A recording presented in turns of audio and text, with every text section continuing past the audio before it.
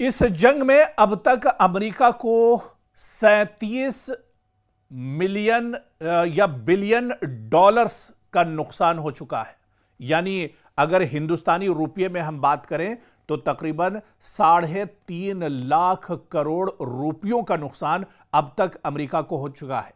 आप देखिए, यही वजह है कि अमेरिका का फजाई दिफा को बहुत बड़ा माली बहरान का सामना इन दिनों करना पड़ रहा है। पेट्रियट मिसाइल दरअसल अब एक बहुत महंगा हथियार अमेरिका के लिए बन गया है और इसी पेट्रियट मिसाइल को दरअसल कुछ दिन पहले ईरान ने निशाना बनाया था। अभी जो हालिया हमले हुए उसमें ईरान ने अमेरिका के पेट्रियट मिसाइल को तबाह बर्बाद कर दिया था और अगर अमेरिका का एक पेट्रियट मिसाइल मार गिराया जाता है तो इससे अमेरिका को बहुत बड़ा झटका लगता है, क्योंकि जदीद जंगों ने सिर्फ मैदान जंग ही नहीं बदला बल्कि दिफाई हिकमत अमली और अखराजात का पूरा तवाजुन भी बदल दिया है। यूक्रेन, मशरिक़ वुस्ता और ईरान से बढ़ती कशीदगी के बाद अमेरिका और इसके इत्तेहादियों को एक ऐसे बहरान का सामना है जिसे दरअसल कॉस्ट क्राइसिस, यानी दिफाई माहिरीन इसे कॉस्ट क्राइसिस यानी माली बहरान दरअसल करार दे रहे हैं।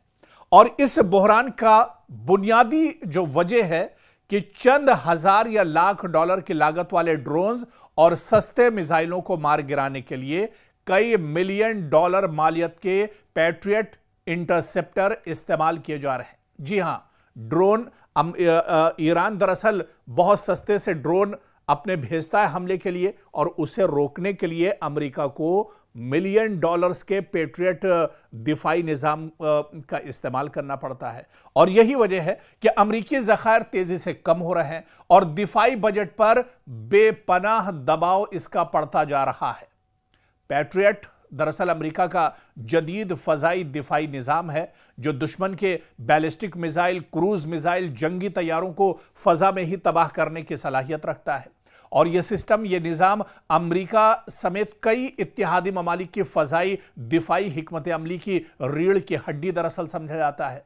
और मशरिक़ वुस्ता में क्योंकि अमेरिका के जितने इत्तेहादी जो अरब पिट्ठू जो ममालिक हैं अमेरिका के, दरअसल उन तमाम ममालिक को बचाने की जिम्मेदारी अमेरिका पर है। अमेरिका दरअसल इनका चौधरी है और इसी वजह से अमेरिका ने इन तमाम ममालिक में, चाहे कतर की बात करें, कुवैत की बात करें, इराक की बात करें, सऊदी अरब की बात करें, इन तमाम ममालिक में अमेरिका ने अपने पैट्रियट जो दिफाई सिस्टम है वो लगा कर रखे हैं। लेकिन चंद बरसों में आप देखिए कि यूक्रेन, इजराइल और मशरिक़ वुस्ता में फ़ज़ाई हमलों की तादाद में गैर मामूली दरअसल इजाफा हुआ है।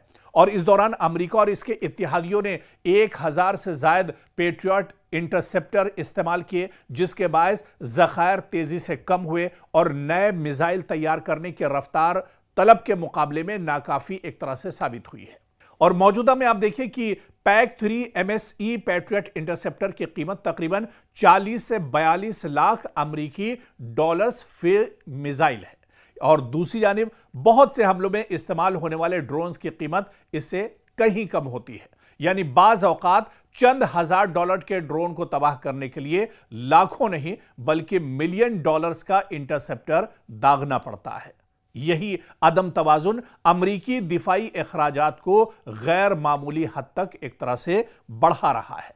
और इसी बहरान से निपटने के लिए अमरीकी दिफाई कंपनी लॉकहीड मार्टिन ने PAC-3 AC यानी एडॉप्टेड कैपेबिलिटी इफेक्टर नामी एक नया कम लागत वाला इंटरसेप्टर मुतारिफ कराने का ऐलान किया है।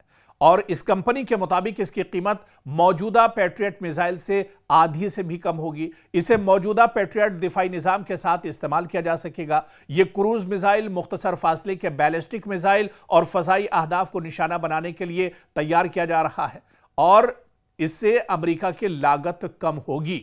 लेकिन जो नुकसान माजी में या हालिया दिनों अमेरिका का हो चुका है, इसकी भरपाई अमेरिका को करने में तकरीबन अब 10 साल एक तरह से लग जाएंगे। एक लंबा वक्त दरअसल लग जाएगा। डोनाल्ड ट्रंप तो अपनी सरकार और अपनी मुद्दत पूरी करके चले जाएंगे, लेकिन अमरीकियों पर इसका बहुत बड़ा बोझ आने वाले दिनों में एक तरह से पड़ने वाला है। ईरान मशरिक़ वस्ता में लगातार अटैक कर रहा है और आज फिर बड़े पैमाने पर अटैक किए गए हैं। और आपको बता दें कि सिर्फ एक दो जगहों पर मशरिक़ वस्ता पर ईरान ने हमला नहीं किया है, बल्कि पूरे रीजन में अब हमले दरअसल ईरान ने तेज कर दिए हैं। एक तरफ अमेरिका लगातार 10वें दिन बमबारी कर रहा है, लगातार अटैक कर रहा है, लगातार ईरानी फौजियों को, ईरानी लीडरशिप को, ईरान के जो मफादात हैं उन्हें अमेरिका निशाना बना रहा है। और उसी के जवाब में ईरान पूरे मशरिक़ वस्ता में, पूरे रीजन में, ना कि एक दो मुल्क, एक दो खलीजी शहर, बल्कि पूरे रीजन को अब ईरान टारगेट कर रहा है। इस बीच रिवॉल्यूशनरी गार्ड्स ने कहा है कि उसने अमरीकी एसेट्स को जॉर्डन में निशाना बनाया है, बहरीन और कुवैत में निशाना बनाया है। और इस बीच बड़े पैमाने पर एक तरह से तबाही अमेरिका को उठानी पड़ी है। अमेरिका को बहुत ज्यादा नुकसान हुआ है। जैसा कि एक रिपोर्ट में हमने आपको बताया, ताजी जानकारी आपको हमने दी कि अबनाए हुर्मुज में दो बड़े टैंकर्स को, जो अमेरिका से दरअसल ताल्लुक रखते थे, उन टैंकर्स को ईरान ने तबाह कर दिया है। और ये जो रास्ता है वो दरअसल ईरान ने कहा है कि अमेरिका और उसके इत्तेहादियों के लिए अब एक तरह से अबनाए हुर्मुज में ही उसकी कब्र खोद देंगे। और अब देखिए कि अबनाए हुर्मुज में आईआरजीसी ने खुद यह दावा किया है, उसने यह बयान दिया है कि अमेरिका के दो टैंकर्स को यहां पर तबाह कर दिया है। और यह दरअसल डोनाल्ड ट्रंप के लिए बहुत बड़ा झटका है। अमेरिका या फिर अमेरिका के जो इत्तेहादी मुल्क हैं, उसके जो अलायंस ममालिक हैं, उनके लिए बहुत बड़ा झटका है। आपको याद होगा जब पहली बार जंग शुरू हुई थी, इजराइल अमेरिका ने एक साथ ईरान पर हमला किया था और उसके बाद ईरान ने अबनाए हुर्मुज में पूरी तरह से नाकाबंदी कर दी थी। आप देखिए कि सिर्फ पूरी दुनिया में, आप देखिए अमेरिका समेत पूरी दुनिया में हाहाकार मच गया था। गैस और पेट्रोल की किल्लत एक तरह से हो गई थी। और अब एक बार फिर खतरे के बादल मंडला रहे हैं, क्योंकि एक बार फिर अबनाए हुर्मुज पर ईरान ने ताला लगा दिया है। ईरान अब यहां से, ईरान की इजाजत के बगैर कोई भी टैंकर्स अब यहां से गुजर नहीं सकता है। और इसके अलावा जो दूसरे जराए हैं खलीजी ममालिक में या मशरिक़ वस्ता में, जहां से गैस और ऑयल, पेट्रोलियम या डीजल वहां से आता है, अब वहां पर भी ईरान ने हमले तेज कर दिए हैं। चाहे जॉर्डन की बात की जाए, बहरीन की बात की जाए, कुवैत की बात की जाए, अबू धाबी की बात की जाए, यूएई की बात की जाए, सऊदी की बात की जाए, अब कोई इलाका दरअसल, कोई खित्ता इस रीजन में दरअसल महफूज नहीं है। और ईरान ने यही कहा था अभी हालिया दिनों,